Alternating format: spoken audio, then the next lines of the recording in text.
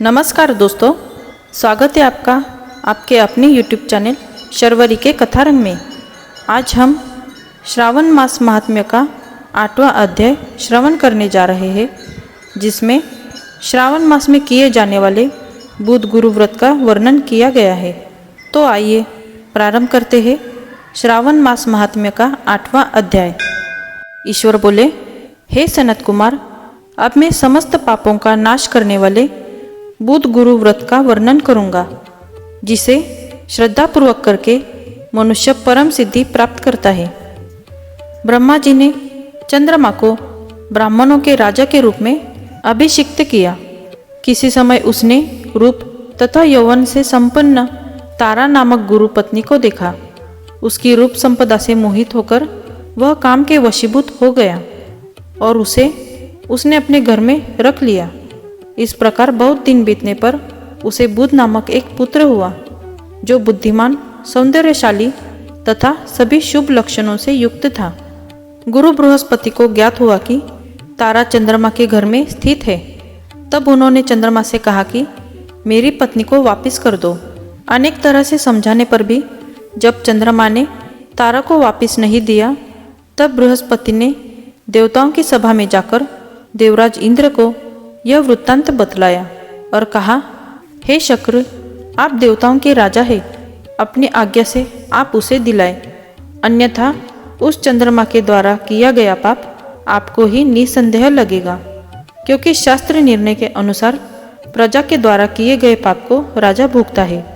पुराण में भी ऐसा कहा गया है कि दुर्बल का बल राजा होता है। गुरु का यह वचन सुनकर चंद्रमा ने कहा, मैं आपकी आज्ञा से तारा को तो दे दूंगा, किंतु इस पुत्र को नहीं दूंगा। शास्त्र के अनुसार विचार करके देवताओं ने उस बुध को चंद्रमा को दे दिया। इसके बाद गुरु को उदास देखकर देवताओं ने उन दोनों को वर प्रदान किया, हे चंद्र, अब तुम घर जाओ। यह तुम्हारा भी पुत्र है और बृहस्पति का भी है। यह तुम्हारा पुत्र ग्रहों में प्रतिष्ठित होगा। हे सूर्याचार्य, आप यह दूसरा भी शुभ वर ग्रहण कीजिए कि जो बुद्धिमान व्यक्ति आप दोनों बुध गुरु का व्रत मिलाकर करेगा, उसकी संपूर्ण सिद्धि होगी। यह सत्य है, इसमें संदेह नहीं। शंकर जी के लिए अत्यंत प्रिय इस श्रावण मास के आने पर जो लोग बुधवार तथा बृहस्पतिवार को पूजन व्रत करेंगे, उन्हें सिद्धि प्राप्त होगी। इस व्रत में दही तथा भात का नैवेद्य व्रत सिद्धि में मूल हेतु है। स्थान भेद से आप दोनों की मूर्ति लिखकर पूजन करने से भिन्न भिन्न फल प्राप्त होता है। यदि कोई हिंडोले के ऊपरी स्थान पर आप दोनों की मूर्ति लिखकर पूजन करे, तो वह सर्वगुण संपन्न तथा दीर्घायु पुत्र प्राप्त करेगा। यदि मनुष्य कोषागार में मूर्ति को लिखकर पूजन करता है, तो उसके कोष बढ़ते हैं और वे कभी क्षय को प्राप्त नहीं होते। इसी प्रकार पाकालय में पूजन करने से पाक वृद्धि और देवालय में पूजन करने से उनकी कृपा प्राप्त होती है। शय्यागार में लिखकर पूजन करने से स्त्री का वियोग कभी नहीं होता है। धान्यागार में लिखकर पूजन करने से धान्य की वृद्धि होती है। इस प्रकार मनुष्य उन फलों को प्राप्त करता है। इस प्रकार 7 वर्ष तक करने के बाद उद्यापन करना चाहिए। उद्यापन से पहले दिन अधिवासन करके रात्रि में जागरण करना चाहिए।